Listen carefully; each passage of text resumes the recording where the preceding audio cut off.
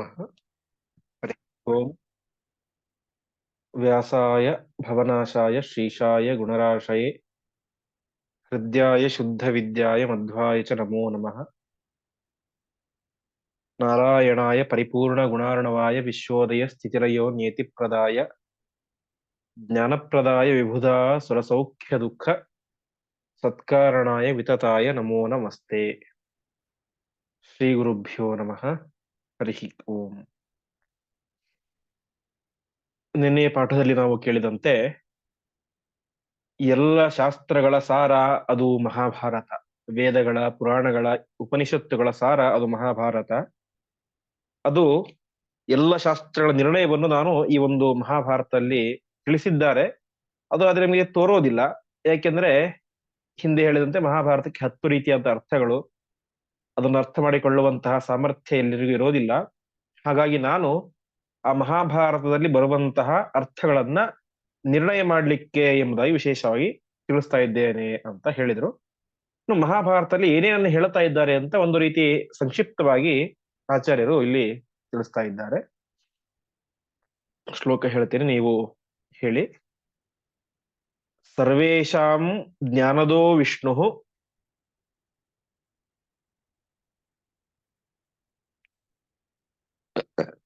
ಯಶೋದಾತೆ ದಾತೇತಿ ಚೋದಿತಂ ಅಥವಾ ಚೋದಿತಃ ಯಸ್ಮಾತ್ ವ್ಯಾಸಾತ್ಮನಾ ತೇಷಾಂ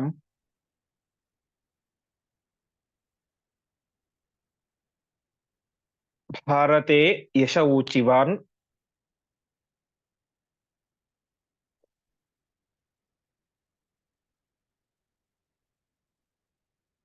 ಜ್ಞಾನದಶ್ಚ ಶುಕಾದೀನಾಂ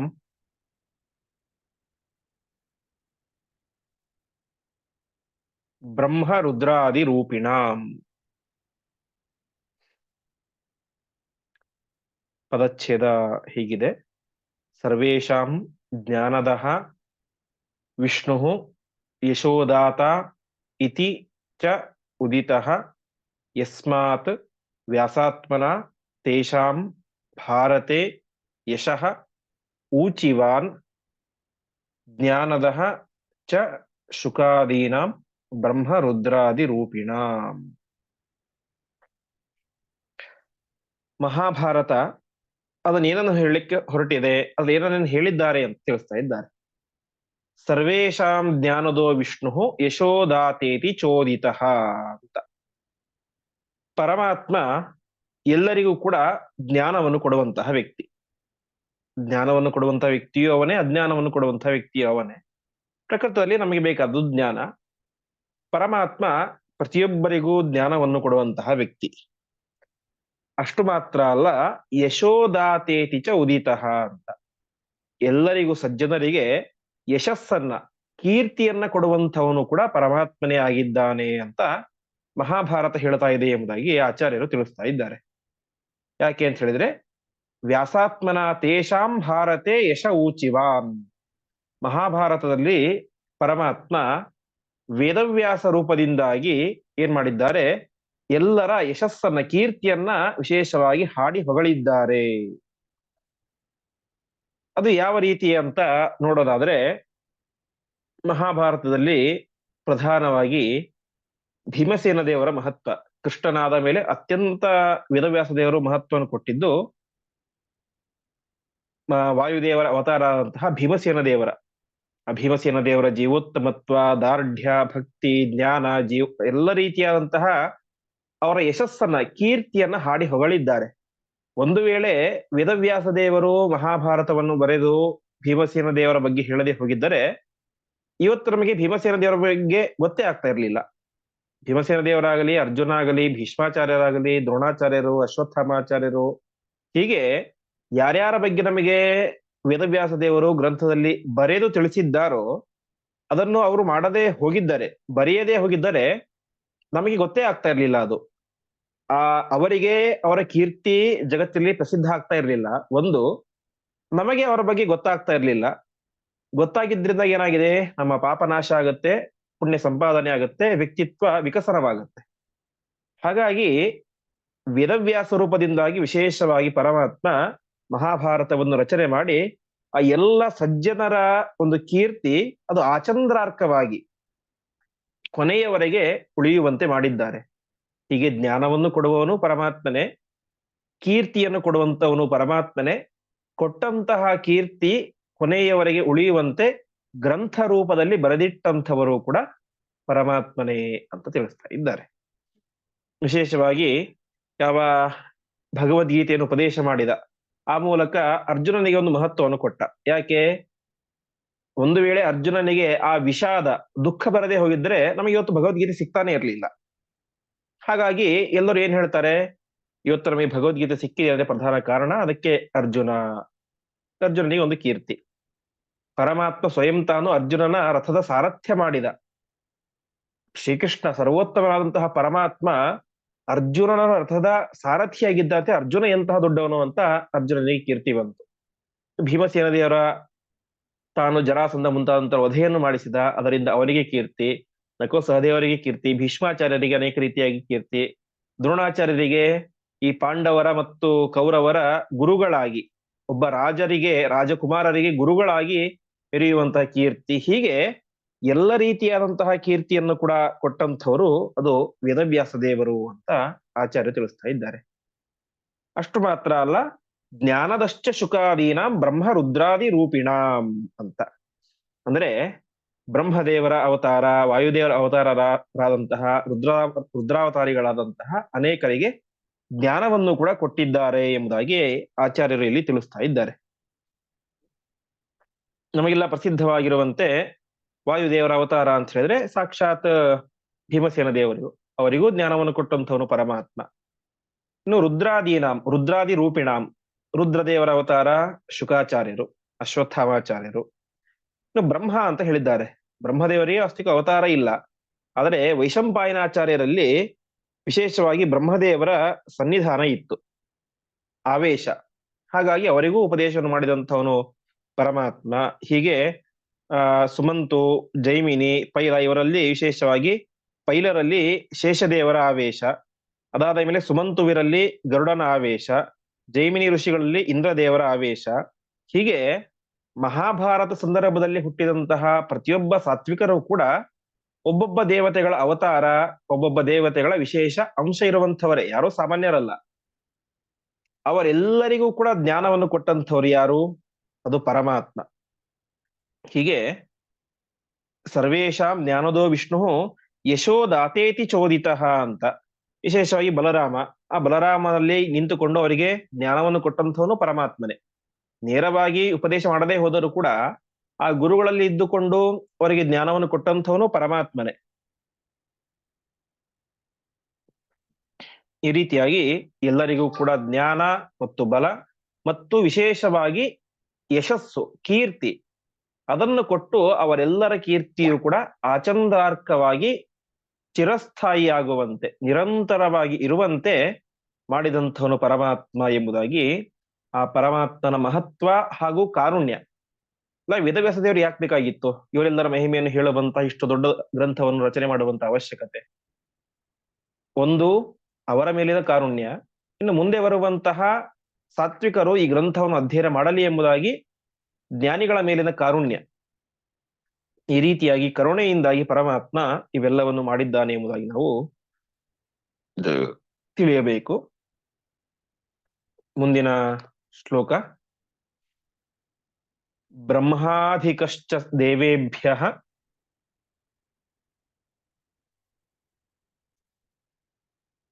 ಶೇಷಾದ್ ರುದ್ರಾದಪೀರಿತಃ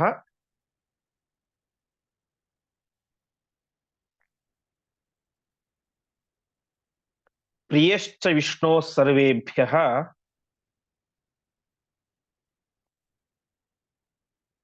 ಇತಿ ಭೀಮ ನಿದರ್ಶನ. ಪದಚ್ಛೇದ ಹೀಗಿದೆ: ಬ್ರಹ್ಮ ಅಧಿಕಃ ಚ ದೇವೇಭ್ಯಃ ಶೇಷಾತ್ ರುದ್ರಾತ್ ಅಪಿ ಈರಿತಃ ಪ್ರಿಯಃ ಚ ವಿಷ್ಣೋಃ ಸರ್ವೇಭ್ಯಃ ಇತಿ ಭೀಮ ನಿದರ್ಶನ.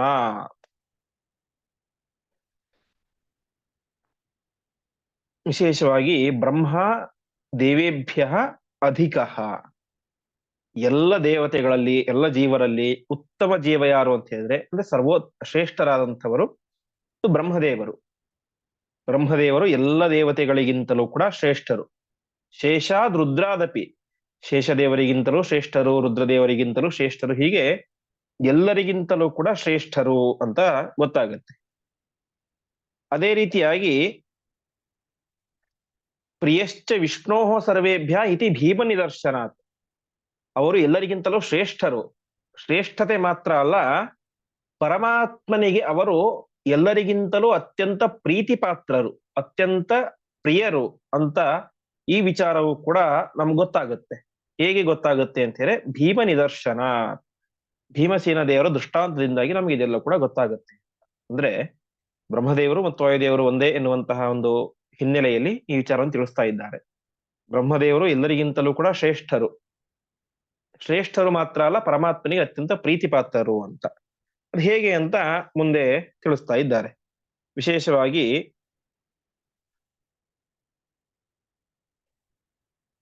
ಅಶ್ವತ್ಥಾಮಾಚಾರ್ಯರನ್ನ ಸೋಲಿಸಿದ್ದು ಯಾವ ಭೀಮಸೇನ ದೇವರು ಬ್ರಹ್ಮ ಅಂತ ಅವರನ್ನು ಕರೆದಿದ್ದಾರೆ. ಯಾಕೆಂದ್ರೆ ಅವರು ಭಾವಿ ಬ್ರಹ್ಮರಾದ್ದರಿಂದಾಗಿ ಮುಂದೆ ಅವರೇ ಬ್ರಹ್ಮ ಪದವಿಗೆ ಬರುವಂತವರು.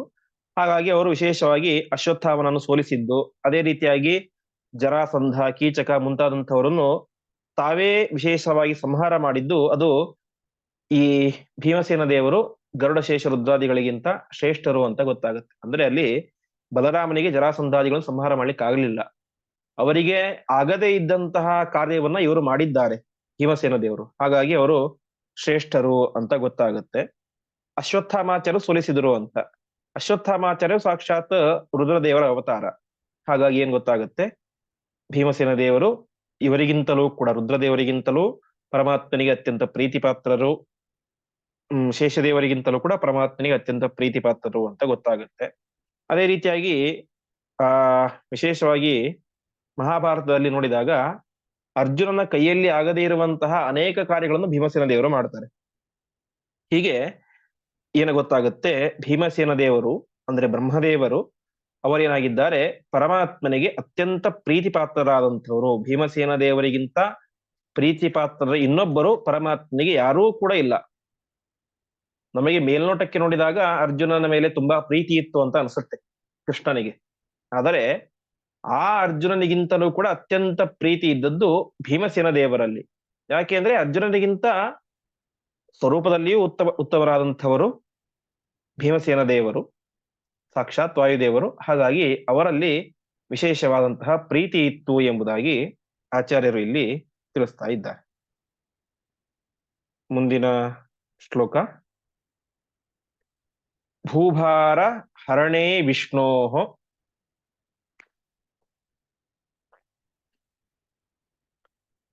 ಪ್ರಧಾನಾಂಗಂ ಹಿ ಮಾರುತಿ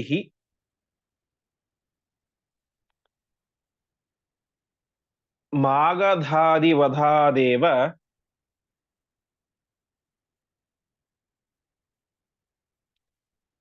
ದುರ್ಯೋಧನವಧಾದಪಿ.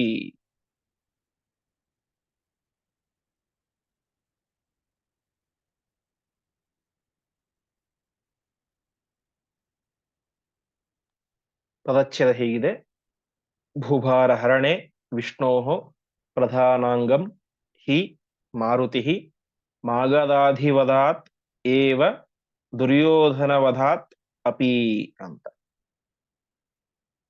ಭೂಭಾರ ಹರಣೆ ವಿಷ್ಣೋ ಪ್ರಧಾನಾಂಗಂ ಹಿ ಮಾರುತಿ. ಪರಮಾತ್ಮ ಅವತಾರ ಮಾಡಿದ್ಯಾಕೆ? ಭೂಭಾರ ಹರಣಕ್ಕೋಸ್ಕರ. ಭೂಮಿಯ ಮೇಲೆ ದುಷ್ಟರ ಸಂಖ್ಯೆ ಜಾಸ್ತಿಯಾದಾಗ ಅವರನ್ನು ನಿಗ್ರಹ ಮಾಡಬೇಕು, ಸಂಹಾರ ಮಾಡಬೇಕು ಎನ್ನುವಂತಹ ಉದ್ದೇಶದಿಂದಾಗಿ ಪರಮಾತ್ಮ ಅವತಾರ ಮಾಡಿದ್ದು. ಆ ಪರಮಾತ್ಮನಿಗೆ ನಾವು ಕೂಡ ಸೇವೆ ಸಲ್ಲಿಸಬೇಕು ಎನ್ನುವಂತ ಉದ್ದೇಶದಿಂದಾಗಿ ಅನೇಕ ದೇವಾನುದೇವತೆಗಳೆಲ್ಲರೂ ಕೂಡ ಅವತಾರ ಮಾಡಿ ತಮ್ಮ ತಮ್ಮ ಕೈಯಲ್ಲಾದಂತಹ ಸೇವೆಯನ್ನ ಪರಮಾತ್ಮನಿಗೆ ಸಲ್ಲಿಸ್ತಾರೆ. ಅದರಲ್ಲಿ ಪ್ರಧಾನ ಅಂಗ, ಪ್ರಧಾನ ಸೇವೆಯನ್ನು ಮಾಡಿದಂಥವ್ರು ಯಾರು ಅಂತ ಹೇಳಿದ್ರೆ ಭೀಮಸೇನ ದೇವರು. ಅದ್ ಹೇಗ್ ಗೊತ್ತಾಗುತ್ತೆ ಅಂತ ಹೇಳಿದ್ರೆ, ಮಾಗದಾದಿ ವಧಾದೇವ ದುರ್ಯೋಧನ ವಧಾದಪಿ ಅಂತ. ಆ ಮಹಾಭಾರತ ಕಾಲದಲ್ಲಿ ಎಲ್ಲ ದುಷ್ಟರಿಗೂ ಕೂಡ ಪ್ರಧಾನರಾಗಿ ಇದ್ದಂಥವ್ರು ಇಬ್ಬರು ಅಂತ ಹೇಳಿದ್ರೆ, ಒಂದು ಜರಾಸಂಧ, ಅವನು ಸ್ವಲ್ಪ ಹಳೆ ತಲೆ. ಮುಂದಿನ ಜನಾಂಗಕ್ಕೆ ನೋಡಿದರೆ ದುರ್ಯೋಧನ. ಇವರಿಬ್ಬರು ಕೂಡ ಪ್ರಧಾನ ದುಷ್ಟರು, ಸ್ವಯಂ ತಾವೂ ದುಷ್ಟರು, ಉಳಿದ ಎಲ್ಲ ದುಷ್ಟರ ಕುಲಕ್ಕೂ ಕೂಡ ಅವರೇ ರಾಜರ ಸ್ಥಾನದಲ್ಲಿ ಇದ್ದಂಥವ್ರು. ಆ ಜರಾಸಂಧ ಮತ್ತು ದುರ್ಯೋಧನಾದಿಗಳ ಸಂಹಾರವನ್ನು ಮಾಡಿದಂಥವ್ರು ಯಾರು? ಭೀಮಸೇನ ದೇವರು. ವಾಸ್ತವಿಕವಾಗಿ ಜರಾಸಂಧ ಶ್ರೀಕೃಷ್ಣನ ಹತ್ತಿರ 23 ಸಲ ಯುದ್ಧವನ್ನು ಮಾಡಿ ಸೋತು ಹೋಗಿದ್ದ. ಅವನೇ ಶ್ರೀಕೃಷ್ಣನೇನೆ ಆರಾಮಾಗಿ ಅವನು ಸಂಹಾರ ಮಾಡಬಹುದಾಗಿತ್ತು. ಆದರೆ ಭೀಮಸೇನ ದೇವರು ಅತ್ಯಂತ ಶ್ರೇಷ್ಠರಾದಂಥವರು, ಅವರು ನನ್ನ ಪ್ರಧಾನ ಸೇವಕರು ಅಂತ ಜಗತ್ತಿಗೆ ತಿಳಿಸಲಿಕ್ಕೋಸ್ಕರ ಜರಾಸಂಧನ ವಧೆಯನ್ನ ಭೀಮಸೇನ ದೇವರ ಕೈಯಲ್ಲಿ ಮಾಡಿಸಿದರು. ಮಾಘದ ಆದಿವದಾದೇವ ಅಂತ ಆದಿಪದ ಅಂತಿದೆ, ಅಂದ್ರೆ ಇವರೇ ಮೊದಲಾದಂಥವರು ಅಂತ. ಆದಿಪದದಿಂದಾಗಿ ಕೀಚಕನು ಕೂಡ ಅತ್ಯಂತ ಪರಾಕ್ರಮಶಾಲಿ. ಯಾಕೆಂದ್ರೆ ನಾವು ಕೀಚಕನ ವಧೆಯ ಸಂದರ್ಭ ವಿರಾಟ ಪರ್ವದಲ್ಲಿ ನೋಡಿದಾಗ ಕೀಚಕನ ಸಂಹಾರ ಆಗಿದೆ ಅಂತ ವಿಚಾರ ಗೊತ್ತಾಗುತ್ತೆ ದುರ್ಯೋಧನಾದಿಗಳಿಗೆ. ಆವಾಗ ಅವ್ರು ಹೇಳ್ತಾರೆ, ಭೀಮಶ್ಚ ಬಲಭದ್ರಶ್ಚ ಮದ್ರರಾಜಶ್ಚ ವೀರ್ಯವಾನ್ ಚತುರ್ಥ ಕೀಚಕಸ್ತೇಷಾಂ ಪಂಚಮಂ ನಾನುಶುಶ್ರುಮಃ ಅಂತ. ಆಗಿನ ಕಾಲದಲ್ಲಿದ್ದಂತಹ ಮಹಾ ಪರಾಕ್ರಮಶಾಲಿಗಳು ಅಂತಿದ್ರೆ 4 ಜನ. ಒಂದು ಭೀಮಸೇನ ದೇವರು, ಬಲರಾಮ, ಶಲ್ಯ ಮತ್ತು ಕೀಚಕ. ಹಾಗಾಗಿ ಕೀಚಕ ಸತ್ತಿದ್ದಾನೆ ಅಂತ ಹೇಳಿ ಈ 3 ಜನರಲ್ಲೇ ಯಾರೋ ಸಾಯಿಸಬಹುದು ಅಂತ ಹೇಳಿ ಕೊನೆಗೆ ಭೀಮಸೇನ ದೇವರು ಕೊಂದಿರಬಹುದು ಅಂತ ತೀರ್ಮಾನ ಮಾಡ್ತಾರೆ. ಹೀಗೆ ಕೀಚಕ ಅತ್ಯಂತ ಪರಾಕ್ರಮಶಾಲಿಯಾದಂತಹ ವ್ಯಕ್ತಿ, ಅವರನ್ನು ಕೂಡ ಸಂಹಾರ ಮಾಡಿದಂಥವರು. ಅದೇ ರೀತಿಯಾಗಿ ಬಕಾಸುರ, ಕಿರ್ಮೀರ, ಹಿಡಿಂಬಾಸುರ, ಹೀಗೆ ಆಗಿನ ಕಾಲದ ಅನೇಕ ದುಷ್ಟ ದೈತ್ಯರನ್ನು ಸಂಹಾರ ಮಾಡಿ ಪರಮಾತ್ಮ ಅವನ ಭೂಭಾರ ಹರಣ ಕಾರ್ಯದಲ್ಲಿ ಪ್ರಧಾನ ಸೇವಕರಾದಂಥವ್ರು ಯಾರು? ಅದು ಭೀಮಸೇನ ದೇವರು. ಹಾಗಾಗಿ ಭೀಮಸೇನ ದೇವರು ಪರಮಾತ್ಮನಿಗೆ ಅತ್ಯಂತ ಪ್ರೀತಿಪಾತ್ರರಾದಂಥವರು ಎಂಬುದಾಗಿ ಗೊತ್ತಾಗತ್ತೆ.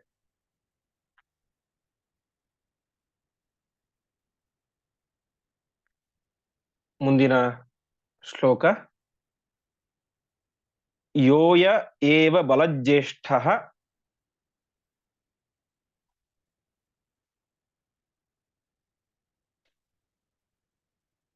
ಕ್ಷತ್ರಿಯೇಷು ಸ ಉತ್ತಮಃ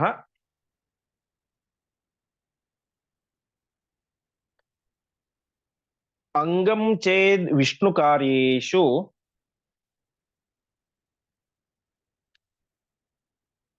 ತದ್ಭಕ್ತೈವ ನ ಚಾನ್ಯಥಾ. ಪದಚ್ಛೇದ ಹೀಗಿದೆ, ಯಹ ಏವ ಬಲಜ್ಯೇಷ್ಠಃ ಕ್ಷತ್ರಿಯೇಷು ಸಹ ಉತ್ತಮಃ ಅಂಗಂ ಚೇತ್ ವಿಷ್ಣು ಕಾರ್ಯೇಷು ತದ್ಭಕ್ತ್ಯ ಏವ ನ ಚ ಅನ್ಯಥಾ. ಕ್ಷತ್ರಿಯರಲ್ಲಿ ಯಾರು ಶ್ರೇಷ್ಠರು ಅಂತ ಹೇಗೆ ನಿರ್ಣಯ ಮಾಡೋದು ಅಂತ ಆಚಾರ್ಯ ತಿಳಿಸ್ತಾ ಇದ್ದಾರೆ. ಯೋಯ ಏವ ಬಲಜ್ಯೇಷ್ಠ ಕ್ಷತ್ರಿಯೇಷು ಸ ಉತ್ತಮಃ ಅಂತ. ಕ್ಷತ್ರಿಯರಲ್ಲಿ ಯಾರು ಶ್ರೇಷ್ಠ ಅಂತೀರ? ಸಾಮಾನ್ಯವಾಗಿ ಎಲ್ಲರಿಗೂ ಗೊತ್ತೇ ಇರುವಂತೆ ಯಾರಲ್ಲಿ ಪರಾಕ್ರಮ ಜಾಸ್ತಿ ಇರುತ್ತೋ, ಬಾಹುಬಲ ಜಾಸ್ತಿ ಇರುತ್ತೋ ಅವರು ಶ್ರೇಷ್ಠರು ಅಂತ. ಯಾಕೆ ಅಂತ ಹೇಳಿದ್ರೆ, ಕ್ಷತ್ರಿಯರು ಅವತಾರ ಮಾಡಿದ್ದೇನೆ ಬ್ರಾಹ್ಮಣೋಸ್ಯ ಮುಖಾಮಾಸೀದ್ ಬಾಹು ರಾಜನ್ಯಕೃತಃ ಅಂತ ಪುರುಷ ಸೂಕ್ತದಲ್ಲಿ ಹೇಳುವಂತೆ ಪರಮಾತ್ಮನ ಬಾಹುವಿನಿಂದಾಗಿ ಹುಟ್ಟಿದಂಥವರು ಕ್ಷತ್ರಿಯರು. ಅಂದರೆ ತಮ್ಮ ಬಾಹುಬಲದಿಂದಾಗಿ ದೇಶವನ್ನು ರಕ್ಷಣೆ ಮಾಡ್ಲಿಕ್ಕೋಸ್ಕರ ಇರುವಂಥವರು. ಹಾಗಾಗಿ ಯಾರಲ್ಲಿ ಪರಾಕ್ರಮ ಜಾಸ್ತಿ ಇರುತ್ತೋ, ಬಾಹುಬಲ ಜಾಸ್ತಿ ಇರುತ್ತೋ ಅವರು ಶ್ರೇಷ್ಠರು ಕ್ಷತ್ರಿಯರಲ್ಲಿ ಅಂತ. ಆದರೆ ಇನ್ನೊಂದು ನಿಯಮ, ಕೇವಲ ಬಲ ಇದ್ರೆ ಅವರು ಶ್ರೇಷ್ಠರಂತ ಕಲ್ಸ್ಕೊಳ್ಳೋದಿಲ್ಲ ಅಂತ. ಮತ್ತೇನಿರಬೇಕು? ಅಂಗಂ ಚೇದ್ ವಿಷ್ಣು ಕಾರ್ಯೇಷು, ಅವರ ಬಲ ಪರಾಕ್ರಮ ಪರಮಾತ್ಮನ ಕಾರ್ಯವನ್ನು ಮಾಡಲಿಕ್ಕೆ ಅದು ಸಹಕಾರಿ ಆಗಿದ್ದರೆ ಆವಾಗ ಆ ಬಲವುಳ್ಳಂತಹ ವ್ಯಕ್ತಿ ಶ್ರೇಷ್ಠ ಅಂತ ಕರೆಸ್ಕೊಳ್ತಾನೆ. ಆ ಬಲದಿಂದಾಗಿ ಜಗತ್ತಿಗೆ ಹಾನಿ ಆಗ್ತಾ ಇದ್ರೆ, ಸಜ್ಜನರಿಗೆ ತೊಂದರೆ ಆಗ್ತಾ ಇದ್ರೆ ಆ ಬಲ ಶ್ರೇಷ್ಠ ಅಂತ ಕರೆಸ್ಕೊಳ್ಳೋದಿಲ್ಲ. ಆ ಬಲ ಇರುವಂತಹ ವ್ಯಕ್ತಿ ಕ್ಷತ್ರಿಯನು ಕೂಡ ಶ್ರೇಷ್ಠ ಅಂತ ಕರೆಸ್ಕೊಳ್ಳೋದಿಲ್ಲ ಎಂಬುದಾಗಿ ತಿಳಿಸ್ತಾ ಇದ್ದಾರೆ. ಹಾಗಾಗಿ ಏನಂತ ಸಿದ್ಧ ಆಗುತ್ತೆ, ಬಲ ಇರಬೇಕು. ಆ ಬಲ ಏನಾಗಬೇಕು, ಸಜ್ಜನರಿಗೆ ಉಪಯೋಗ ಆಗಬೇಕು, ಪರಮಾತ್ಮನ ಸೇವೆಗೋಸ್ಕರ ಅಂತ ಉಪಯೋಗ ಆಗಿರ್ಬೇಕು. ವಾಸ್ತವಿಕವಾಗಿ ನಾವು ನೋಡುವಂತೆ ಈ ದುರ್ಯೋಧನ, ಕೀಚಕ, ಜರಾಸಂಧ, ಬಕಾಸುರ, ಹಿಡಿಂಬಾಸುರ ಇವರೆಲ್ಲ ಭಾರಿ ಭಾರಿ ಪರಾಕ್ರಮಶಾಲಿಗಳು. ದುರ್ಯೋಧನನು ಅಷ್ಟೇ ದೊಡ್ಡ ಪರಾಕ್ರಮಶಾಲಿ. ಆದರೆ ಇವರನ್ನು ಶಾಸ್ತ್ರ ಶ್ರೇಷ್ಠ ಕ್ಷತ್ರಿಯರು ಅಂತ ಪರಿಗಣನೆ ಮಾಡೋದಿಲ್ಲ. ಯಾಕೆ ಮಾಡೋದಿಲ್ಲ ಅಂತ ಹೇಳಿದ್ರೆ, ಇವರಲ್ಲಿ ಪರಾಕ್ರಮ ಮಾತ್ರ ಇದೆ. ಆದರೆ ಆ ಪರಾಕ್ರಮದಿಂದಾಗಿ ಏನಾಯ್ತು, ಜಗತ್ತಿಗೆ ತೊಂದರೆಯಾಯಿತು ಹೊರತು ಉಪಯೋಗ ಆಗಲಿಲ್ಲ. ಪರಮಾತ್ಮನಲ್ಲಿ ಭಕ್ತಿ ಇರಲಿಲ್ಲ, ಪರಮಾತ್ಮನ ಸೇವೆಯನ್ನು ಮಾಡಲಿಲ್ಲ. ಹಾಗಾಗಿ ಏನಂತ ಕರ್ಸ್ಕೊಳ್ತಾರೆ, ಇವರು ಶ್ರೇಷ್ಠರಂತ ಕರ್ಸ್ಕೊಳ್ಳೋದಿಲ್ಲ. ಮತ್ತು ಶ್ರೇಷ್ಠರು ಯಾರು? ಭೀಮಸೇನ, ಅರ್ಜುನ, ಬಲರಾಮ, ಯಾವ ಧರ್ಮರಾಜ ಮುಂತಾದಂತ ಇವರೆಲ್ಲರೂ ಕೂಡ ಶ್ರೇಷ್ಠರು ಅಂತ ಕರ್ಸ್ಕೊಳ್ತಾರೆ. ಯಾಕೆಂದ್ರೆ ಇವರಲ್ಲಿ ಪರಾಕ್ರಮ ಇತ್ತು. ಆ ಪರಾಕ್ರಮವನ್ನ ಜಗತ್ತಿನ ಕಲ್ಯಾಣಕ್ಕೋಸ್ಕರ, ದುಷ್ಟರನ್ನು ಸಂಹಾರ ಮಾಡ್ಲಿಕ್ಕೋಸ್ಕರ, ಅದೇ ರೀತಿಯಾಗಿ ಪರಮಾತ್ಮನ ಕಾರ್ಯಕ್ಕೋಸ್ಕರ ವಿನಿಯೋಗ ಮಾಡಿದರು. ಹಾಗಾಗಿ ಇವರೇನಂತ ಕರ್ಸ್ಕೊಳ್ತಾರೆ, ಶ್ರೇಷ್ಠ ಕ್ಷತ್ರಿಯರು ಎಂಬುದಾಗಿ ಕರ್ಸ್ಕೊಳ್ತಾರೆ ಅಂತ ಆಚಾರ್ಯರು ನಿರ್ಣಯವನ್ನು ಮಾಡ್ತಾ ಇದ್ದಾರೆ. ಮುಂದಿನ ಶ್ಲೋಕ, ಬಲಂ ನೈಸರ್ಗಿಕಂ ತಚ್ಚೇತ್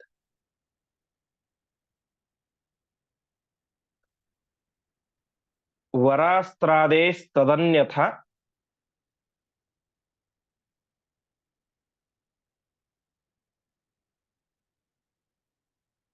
ಅನ್ಯಾವೇಶ ನಿಮಿತ್ತಂ ಚೇತ್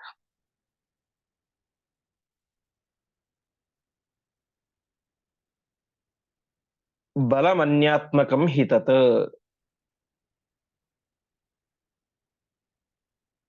ಪದಚ್ಛೇದ ಹೀಗಿದೆ, ಬಲಂ ನೈಸರ್ಗಿಕಂ ತತ್ ಚೇತ್ ವರಾಸ್ತ್ರಾದೇಃ ತತ್ ಅನ್ಯಥಾ ಅನ್ಯಾವೇಶ ನಿಮಿತ್ತಂ ಚೇತ್ ಬಲಂ ಅನ್ಯಾತ್ಮಕಂ ಹಿ ತತ್.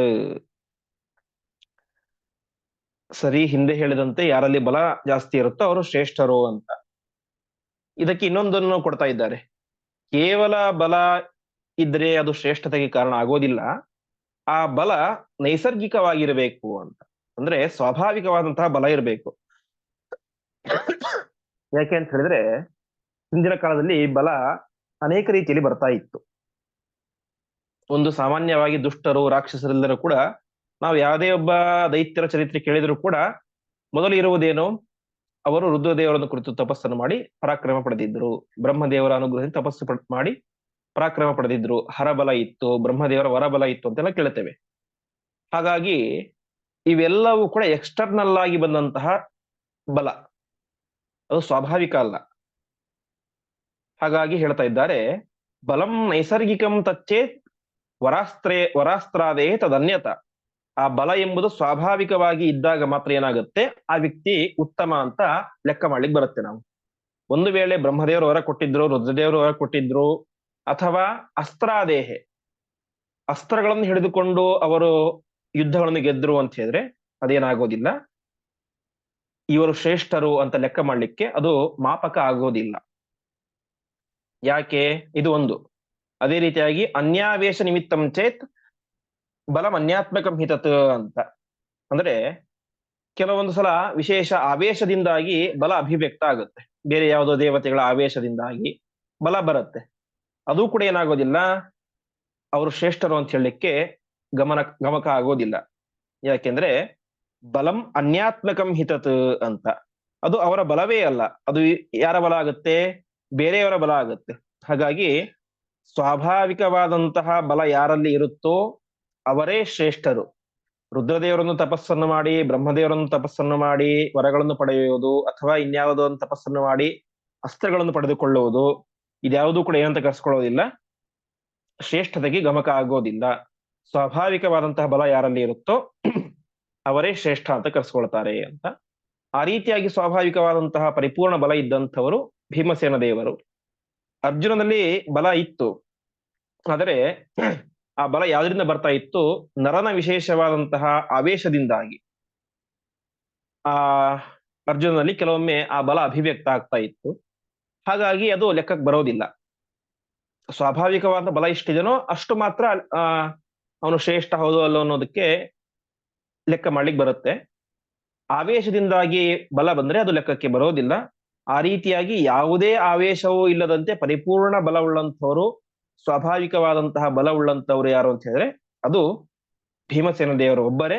ಹಾಗಾಗಿ ಅವರೇನಾಗ್ತಾರೆ, ಎಲ್ಲರಲ್ಲೂ ಕೂಡ, ಎಲ್ಲ ಕ್ಷತ್ರಿಯರಲ್ಲೂ ಕೂಡ ಶ್ರೇಷ್ಠರು, ಮಹಾಪರಾಕ್ರಮಶಾಲಿಗಳು ಎಂಬುದಾಗಿ ಕರೆಸ್ಕೊಳ್ತಾರೆ ಅಂತ ಆಚಾರ್ಯರು ನಿರ್ಣಯವನ್ನು ಮಾಡ್ತಾ ಇದ್ದಾರೆ. ಇದು ಕ್ಷತ್ರಿಯರಲ್ಲಿ ಮಾತ್ರ ಅಲ್ಲ, ದೇವತೆಗಳಲ್ಲೂ ಕೂಡ ಬಲವೇ ಪ್ರಧಾನವಾಗುತ್ತೆ ಎಂಬುದಾಗಿ ಮುಂದಿನ ಶ್ಲೋಕದಲ್ಲಿ ತಿಳಿಸ್ತಾ ಇದ್ದಾರೆ. ದೇವೇಶು ಬಲಿನಾಮೇವ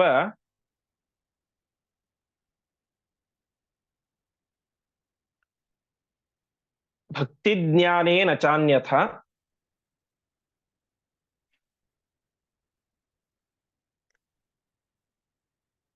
ಸ್ವಯೇವ ಚ ಪ್ರಿಯೋ ವಿಷ್ಣೋಃ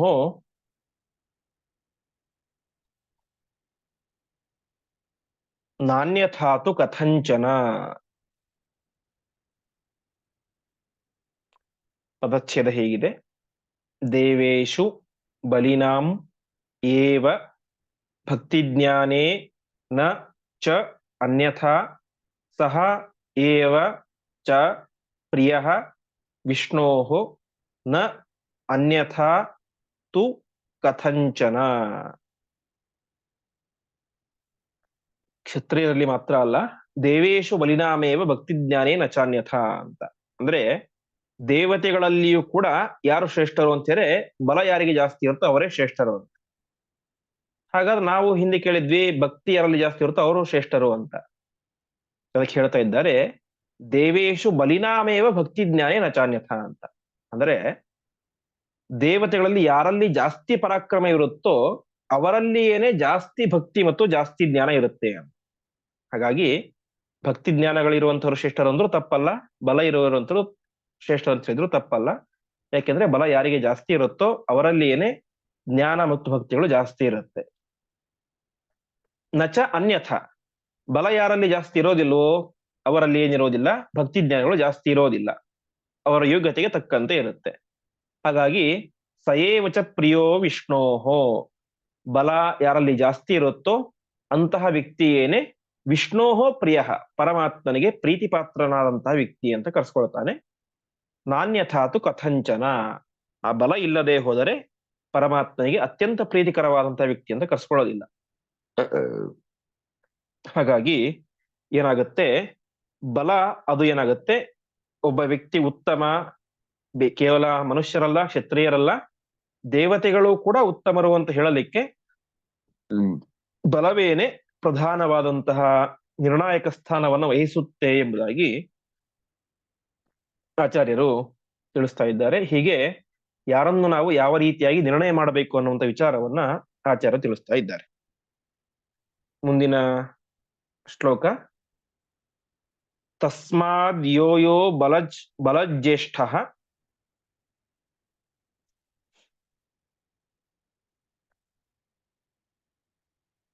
ಸಗುಣಜ್ಯೇಷ್ಠ ಏವ ಚ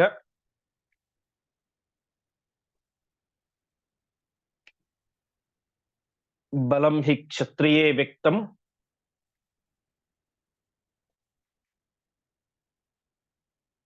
ಜ್ಞಾಯತೆ ಸ್ಥೂಲ ದೃಷ್ಟಿಭಿಃ.